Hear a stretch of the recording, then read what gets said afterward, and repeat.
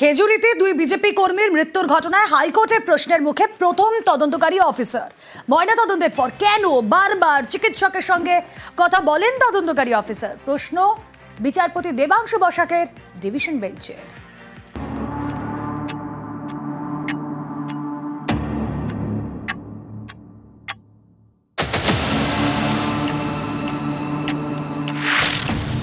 জুলাই পূর্ব মেদিনীপুরের খেজুরিতে একটি অনুষ্ঠানের পর দুই বিজেপি কর্মীর দেহ উদ্ধার হয়। সুধীর চন্দ্র পাইক এবং সুজিত দাস। দুই বিজেপি কর্মীর দুবার ময়নাতদন্ত হয়, তাতে দু ধরনের রিপোর্ট উঠে আসে। প্রথম ময়নাতদন্তের রিপোর্টে বলা হয় বিদ্যুৎস্পৃষ্ট হয়ে মৃত্যু হয়েছে।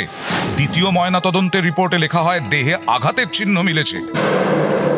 এই মামলার প্রথম তদন্তকারী অফিসার, প্রথম ময়নাতদন্তের চিকিৎসক এবং খেজুরি থানার ওসির মোবাইল ফোনের কল রেকর্ড তলব করে কলকাতা হাইকোর্টের ডিভিশন বেঞ্চ।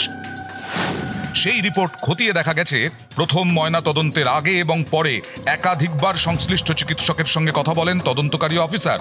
তমলুক হাসপাতালের ওই চিকিৎসকের সঙ্গে খেজুরি থানার তদন্তকারী অফিসারের 5 থেকে 6 বার ফোনে কথা হয়।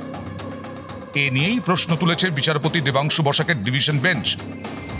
হাইকোর্টের প্রশ্ন, ময়নাতদন্তের পর কেন চিকিৎসকের সঙ্গে ফোনে 3 বার কথা বলেন তদন্তকারী অফিসার? ময়নাতদন্তের আগে কথা বলা মেনে নেওয়া যায়, ময়নাতদন্তের পর কেন চিকিৎসকের সঙ্গে তদন্তকারী অফিসারের কথা হবে?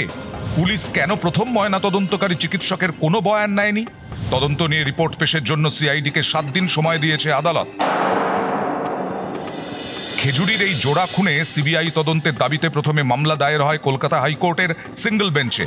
দাবি খারিজ করে দিয়ে সিআইডি তদন্তের নির্দেশ দেয় আদালত। বিচারপতি মন্তব্য করেন, তদন্তের নামে সিবিআই কিছুই করে না, সিবিআই শুধু গ্যালারি শো করে।